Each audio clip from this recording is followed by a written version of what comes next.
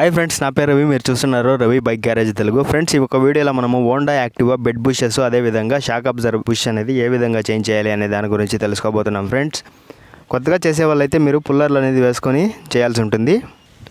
ఎందుకంటే అది కేస్ అనేది పగిలిపోయే ఛాన్సెస్ ఉంటుంది, ఇంజన్ అనేది, కొత్తగా చేసేవాళ్ళు. సో ఎక్స్పీరియన్స్ ఉన్న వాళ్ళైతే చేయండి. ఈ విధంగా కొత్తగా వచ్చిన వాళ్ళైతే మన ఛానల్ని సబ్స్క్రైబ్ చేయండి. ఈ వీడియో నచ్చినట్లుగా అయితే లైక్ చేయండి, షేర్ చేయండి. ఆ పైప్తో మనము పట్టి తట్టినట్లుగా అయితే బేరింగ్ అనేది బుష్ అనేది లూజ్ అవుతుందన్నమాట.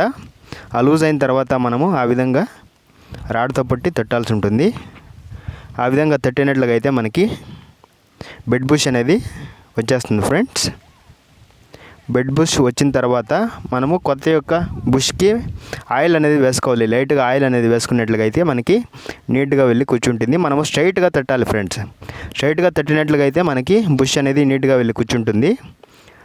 జోరుగా తట్టమాకండి, ఎందుకంటే అది కేస్ అనేది పగిలిపోయే ఛాన్సెస్ ఉంటుంది, ఇంజన్ యొక్క ఇది. సో దానికోసమనే మీరు జోరుతీ తట్టమాకండి. లైట్గా నీట్గా తట్టినట్లుగా అయితే అది ఇది వెళ్ళి నీట్గా కూర్చుంటుంది అనమాట. స్ట్రైట్గా తట్టాలి ఫస్ట్ ఆఫ్ ఆల్.